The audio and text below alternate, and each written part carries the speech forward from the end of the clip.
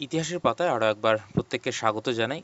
অনেকগুলো কনফিউশন তৈরি হয়েছে, বিশেষ করে ক্যাটাগরি আপডেট নিয়ে এবং কে কোন ক্যাটাগরিতে লড়াই করতে পারবে এই সমস্ত নিয়ে। তো সেই বিষয়গুলো আজকে ক্লিয়ার করব এবং সেই সঙ্গে আপনারা প্রত্যেকেই জানেন যে এডিট অপশন দিয়েছে এবং আপনারা যদি এই স্কুল সার্ভিস কমিশনের এই ওয়েবসাইটে যান, ডান দিকে দেখুন এই লগ ইন অপশন রয়েছে।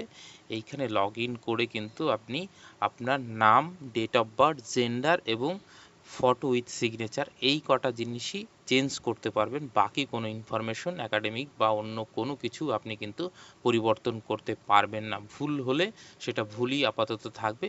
পরবর্তীতে কি হবে সেটা যদি আবার কিছু আপডেট আসে সেটা আমি নিশ্চয়ই গ্রুপে দিয়ে দেব। এইবার গতকাল থেকে একটা প্রশ্ন প্রচণ্ড হারে আসে এই ভিডিওটা করার পর। এই যেমন ক্যাটাগরির আপডেটের দিয়েছে, ক্যাটাগরি আপডেটটা আপনারা জানেন যে কয়েকদিন পরে ওপেন হবে, তখন আপনাকে কিন্তু সেটা করতে হবে। অলরেডি আমি সেটা জানিয়ে দিয়েছি। এই প্রশ্নটা দেখুন স্যার, এসএসসি গেজেটে পেজ নাম্বার 6 এ রুল নাম্বার 9 অনুযায়ী, মানে এইখানে দেখুন যে মানে এই ক্যাটাগরির মধ্যে যে যেই ক্যাটাগরিতে অ্যাপ্লাই করবে সেই ক্যাটাগরিতেই কি সীমাবদ্ধ থাকবে। এবং তিনি বলেছেন যে চ্যাট জিপিটিকে দিয়ে গেজেটটা পড়িয়েছিল। দেখুন, চ্যাট জিপিটি দিয়ে তো আর দেশ চলবে না, দেশ চলবে হচ্ছে আইন কানুন সংবিধানে। তো সেই অনুযায়ী কিনতে হবে। এবার কোথা থেকে কি দেখেছেন আমি জানি না, এই প্রশ্নটা শুধু উনি করেননি, উনি করলে আমি হয়তো উত্তর দিতাম না। আমার গ্রুপে বা যারা অনেক দিন ধরে আমাকে ফলো করে অনেকেই করেছেন এই প্রশ্নটা, এবং সেটা খুব প্যানিক ক্রিয়েট করছে এরকমটা বোঝা যাচ্ছিল। কিন্তু এটা খুব স্বাভাবিক ব্যাপার, কারণ এটা যদি হয় তাহলে তো মানে সমস্যার কারণ, ধরুন যার একটা সিট আছে, দুটো সিট আছে কোনো ক্যাটাগরিতে, তাহলে তো তার পক্ষে সেটা সম্ভবই না। তো এই একটা সমস্যা, কিন্তু আমি বুঝতে পারলাম যে কোথাও থেকে আপনারা দেখেছেন, সেইটার ওপরে বেস করে আমাকে বলছেন। এবার দেখুন, তাহলে আমি এই গেজেটটাই যাই, আমার কথা অনুযায়ী তো হবে না, তাহলে গেজেট নোটিফিকেশনে যেতে হবে। তাহলে এইটা গেজেট নোটিফিকেশন, দেখুন আমি কখনোই মানে দেখবেন যে খুব মুখরোচক কথাবার্তা বলি না, এবং কোনো যেটা জেনুইন ইনফরমেশন সেটাই আমি দেওয়ার চেষ্টা করি। কারণ এইখানে মুখরোচক কথাবার্তা বলার কিছু নেই, এবং আপনাদের দেখবেন সবসময় যে আমি সোর্স অফ ইনফরমেশন দেখাই, এবং ওয়েবসাইটে গিয়ে এই গতকাল যেরকম এইখানে ওয়েবসাইটে গিয়ে আপনাদের দেখাচ্ছে, আমার কথায় তো আর চলবে না। এসএসসি কি বলছে এবং সেইখানে কি বলা আছে রুলস রেগুলেশনে, সেইটা দিয়ে চলবে। এবার উনি যেই নিয়মটার কথা বলছেন, এই নিয়মটা গেজেট নোটিফিকেশনের 6 নম্বর পেজের এই 9 নম্বর নিয়মটা, এখানে কি বলা আছে, কোথায় বলা আছে? In order to prepare the preliminary list as referred above, the marks obtained by the candidate who has secured the last position, এই লাস্ট পজিশন ব্যাপারটা আমি পরে বুঝিয়ে বলছি, on the basis of 1.6:1 ratio of final vacancy shall be the cut off, এইটা মনে রাখুন, কাট off mark for the particular candidate. ওই নির্দিষ্ট, এবার জেনারেল হলে জেনারেল, এসসি হলে এসসি, ওবিসি হলে সেই পার্টিকুলার ক্যান্ডিডেটের যে মানে কাট আপটা হবে যে লাস্ট পজিশনে বিলং করবে। এইবার আসুন, if however the said cut off mark is obtained by more than one candidate, all such candidate who obtain the said cut-off mark shall be called for interview। এইটার মধ্যে দিয়ে কি বোঝানো হচ্ছে, কোথায় বলা হয়েছে যে যে ক্যাটাগরিতে যে অ্যাপ্লাই করবে সেই ক্যাটাগরিতে সে মানে লড়াই করবে? এখানে কোথাও বলা হয়নি। আপনি কোথা থেকে কি শুনেছেন আমি জানি না, তবে এই প্রশ্নটা যেহেতু মানে প্রচুর আসছে, সেই জন্য আমি ভাবলাম যে ক্লিয়ার করা উচিত। দেখুন, এইখানে যেটা বলা রয়েছে, ধরুন একটা জেনারেল ক্যাটাগরি হলো, তো তারপরে ধরুন এসসি হলো, এসটি হলো। তো ধরুন জেনারেলে কাট আপ গিয়েছে হচ্ছে 60-এর মধ্যে, ধরুন 60-এর মধ্যে আমি ধরছি, সেখানে 50 গিয়েছে। এইবার এখানে তো নেগেটিভ মার্কিং নেই, এইখানে দেখুন 48 গিয়েছে, ধরলাম আমি এসসিতে 48 গিয়েছে। ভালো করে বুঝুন এখানে কি বলা হচ্ছে। এইখানে বলা হচ্ছে যে পার্টিকুলার ক্যান্ডিডেটের যে লাস্ট ব্যক্তি থাকবে এই রেশিও অনুযায়ী সেটাকেই কাট অফ ধরা হবে। এইবার যেহেতু নেগেটিভ মার্কিং বা পয়েন্টে নেই, সেহেতু একাধিক জন পেতে পারে। ধরুন 50 গিয়েছে, তো সেইটা রেশিও করতে করতে ধরুন কাট আপ 50 গিয়েছে, তো 50-এ এমন হচ্ছে যে এই 1.6 রেশিওটা পার হয়ে যাচ্ছে। কারণ যদি আমি আবার 51 ধরি, তাহলে হয়তো ধরুন 10 জন কম পড়ছে এই রেশিও থেকে। আর যদি 50 ধরি, তাহলে ধরুন 150 জন বেড়ে যাচ্ছে, কারণ 50 একাধিক জন পেতে পারে, এখানে নেগেটিভ মার্কিং নেই। সেটাই বলা হচ্ছে যে পার্টিকুলার ক্যাটাগরিতে যে শেষ ব্যক্তি থাকবে, মানে এই রেশিও অনুযায়ী সেটাকেই কাট আপ ধরা হবে, এবং যখন একাধিক ব্যক্তি ওইখানে হয়ে যাবে, তখন ওই প্রত্যেককেই কিন্তু ডাকা হবে। তার মানে 1.6 যে রেশিও ইস টু 1, এইটার থেকে মানে ভাইভাতে ডাকার পরিমাণটা কিন্তু বাড়বে।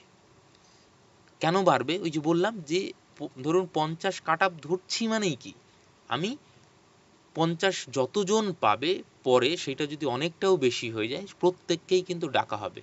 আবার যদি 51 ধরি, তাহলে দেখা গেল ওই যে পার্টিকুলার রেশিও ওই সাবজেক্টের সিট অনুযায়ী সেইটা আবার ফুলফিল হচ্ছে না, 10 জন বা 12 জন বা 15 জন কম পড়ছে। আর সেইটা করলে তো হবে না, তার মানে 1.6 তো আমাকে বিট করতেই হবে। সেই সঙ্গে ওই কাট আপে যদি ধরুন 150-200 জন বেশিও হয়ে যায়, প্রত্যেককেই কিন্তু ভাইভাতে ডাকা হবে ওই পার্টিকুলার ক্যাটাগরিতে। পরিষ্কার হলো বিষয়টা? কারণ এক এক ক্যাটাগরিতে এক এক রকম কাট আপ যাবে, সবগুলোতে এক এক মানে একই কাট আপ যাবে না, সাধারণত এটাই হয়। তো এটাই হচ্ছে এখানে বলা আছে। আপনি কোথা থেকে কি শুনেছেন, এইটা একদম সম্পূর্ণ মানে ভুল ব্যাখ্যা। ঠিক আছে? এইবার আসুন যে এইখানে দেখুন আরো একটা বিষয়, আমি এই যে এটা খুব ভ্যালিড প্রশ্ন, যে যার যদি 10 নম্বর আগেই দিয়ে দেওয়া হয়, তাহলে তো সেইখানে জেনারেল বিষয়ের ওপর কাট আপ পড়বে। সব সাবজেক্টে না হলে অনেক সাবজেক্টে, বিশেষ করে যেগুলোতে সিট কম, সবাই যে ভালো মার্ক পেয়ে একদম ইসে চলে যাবে সেরকমটা তো নয়। এবার এই যে 10 মার্ক যে আগে দেওয়া হবে, সেইটা সব থেকে আগে আমি বলেছিলাম, এবং সেইটা প্রথম দিকে কেউ অতটা খেয়াল করেনি, কিন্তু ধীরে ধীরে এইটা নিয়ে আমি একাধিকবার বলার পর আপনাদের রিকোয়েস্ট করেছিলাম, তারপরে সেইটা নিয়ে অনেক বেশি চর্চা হয়েছে। এইবার দেখুন এইখানে যিনি বলছেন, এখনো তার মনে হয়েছে যে একাডেমিক বোধহয় পরে যোগ করা হবে। একদমই না। আমি এই মানে পরিষ্কার করে এইখানে একদম অফিসিয়াল, আপনি ওয়েবসাইটে চলে যান, এইখানে চলে গিয়ে আপনি নিজে পড়ে দেখুন, এই প্রত্যেকটা জিনিস ক্লিয়ার করে মেনশন করা রয়েছে। এইখানে যিনি বলছেন যে কে বলছেন যে গেজেটটা ভালো করে পড়ুন, মানে উনি যে পয়েন্টার কথা বলছেন, তা আমি ভাই ভালো করেই পড়ে দেখেছি, পড়েই দিয়েছি, আমি কোনো মিস ইনফরমেশন এখানে দিই না। ঠিক আছে? কোনো মিসগাইডেড করার এখানে ব্যাপার নেই। এখানে কে আবার এইখানে আরেকজনও বলছে আপনি ভুল বলছেন, যাই হোক। তো এই বিষয়গুলো আমি জানি, এইগুলো নিয়ে কনফিউশন তৈরি হয়, হতে পারে, এগুলো কোনো সমস্যার বিষয় নয়। তবে আমি যেটা বলি, জেনে বুঝেই বলি, এবং একদম না জেনে কোনো মিসগাইড করার মতন কোনো ইনফরমেশন আপনাদের দিই না। এটা আপনারা যারা দীর্ঘদিন থেকে ফলো করেন, তারা প্রত্যেকেই জানেন। তো যাই হোক, আর বললাম তো, আপনার যদি সন্দেহ হয়, আপনি গেজেট রয়েছে, গেজেট পড়ুন, ওয়েবসাইট রয়েছে, আমি দেখিয়েও দিই যে সব সময় যে কোথা থেকে আমি ইনফরমেশন বলছি। আমার মুখের কথাই তো চলবে না, আপনি সেইখানে গিয়ে প্রসেসটা দেখুন, এই যে প্রসেস কি রয়েছে, এই যে এখানে বলাই আছে ওএমআর বেস রিটেন টেস্ট হবে, এবং মানে এই তারপরেই আপনার এই টিচিং এক্সপিরিয়েন্সের বিষয়টা দ্বিতীয় ধাপেই রয়েছে, তারপরে রয়েছে ওরাল ইন্টারভিউ। হ্যাঁ, এইটা কখন হবে না, সেইটা হচ্ছে আপার প্রাইমারিতে গিয়ে কিন্তু এই জিনিসটা আবার হবে না। আপার প্রাইমারির ক্ষেত্রে গেজেট, আপনি যদি মানে গেজেট নোটিফিকেশনটা ভালো করে দেখেন বা নোটিফিকেশনটা ভালো করে দেখেন, তাহলে কিন্তু বুঝতে পারবেন যে এইটা শুধুমাত্র পার্টিকুলার 9, 10, 11, 12-এর জন্যই দেওয়া হয়েছে, এবং এবারকার জন্যই দেওয়া হয়েছে। নেক্সট থার্ড এসএলএসটি যখন হবে, তখন কিন্তু এই জিনিসটা রাখবে কি রাখবে না, সেটা কিন্তু আমার পক্ষে বলা সম্ভব না, রাখার সম্ভাবনাই বেশি, নাও হতে পারে। আবার যদি টেন্টেডদের আবার থার্ড এসএলএসটি মানে নেয়, তখন আবার তাদের জন্য রাখবে, কোনো ব্যবস্থা করবে।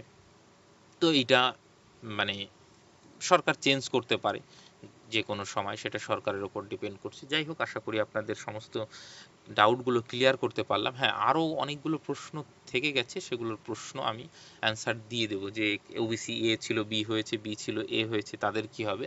দেখুন, এটার জন্য মানে একটু অপেক্ষা করুন, যে কোনো অফিসিয়াল নির্দেশ আসছে কিনা নোটিফিকেশনে, কারণ এইটা অনেকের প্রবলেম হচ্ছে। এইটা নিয়ে দেখা যাক, কমিশনের সঙ্গে যোগাযোগ করার চেষ্টা করা যেতে পারে যে কি করা হচ্ছে। আপনারাও হেল্পলাইনে ফোন করতে পারেন যে সেখান থেকে কি নির্দেশ দেওয়া হচ্ছে, কারণ আপনার সার্টিফিকেটে যেইটা লেখা আছে সেটা আপনার কাছে আপাতত ভ্যালিড, আপনি তো আর সেটা এখনো চেঞ্জ করেননি বা এত শর্ট টাইমে চেঞ্জ করাও সম্ভব নয়। তাহলে সরকার তো এটা ভাবা উচিত, অনেক কিছু এখানে গরমিল হয়েছে, একদম জগাখিচুড়ি, অনেকেই বসতে পারেননি, অনেকের সঙ্গে সমস্যা হয়েছে, রিল্যাক্সেশন পাননি, অনেক সমস্যা রয়েছে এগুলো এই বিষয়টা নিয়ে। কারণ এমনটা মানে আবার মানে একটা পেঁচানোর চেষ্টা হচ্ছে, দেখা যাক আলটিমেটলি এসএসসির সেকেন্ড এসএলএসটির ভবিষ্যৎ কি হয় সেটা তো সময়ই বলবে।